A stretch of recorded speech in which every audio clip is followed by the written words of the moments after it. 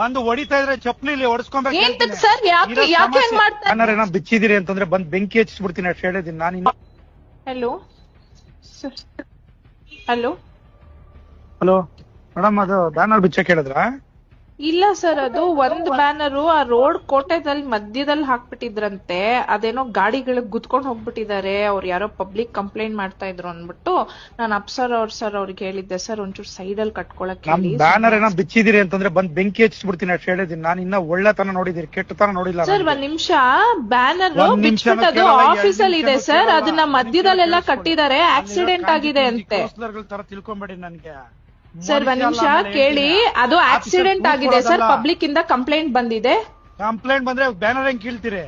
Banner ಕಿತ್ತಿಲ್ಲ sir, ತೆಗ್ಬಿಟ್ಟು ಅದು office ಅಲ್ಲಿ ಇಟ್ಟಿದ್ದಾರೆ. ನಾನ್ ಬೆಳಗ್ಗೆನೆ ಇನ್ಫಾರ್ಮ್ ಮಾಡಿದೀನಲ್ಲ. ಯಾವನ್ ಬಿಚ್ಚಿದ ಅವ್ನ ನಮ್ಮನ್ ಸುಳೆ ಮಗ ಕಟ್ಸಿದ್ರೆ ಸರಿ, ಅವ್ನ ನಮ್ಮನ್ ಇಲ್ಲ ಅಂದ್ರೆ ನೋಡ್ತೀನಿ ನಾನು ಏನು ಅಂತ ತಂದೀಗ.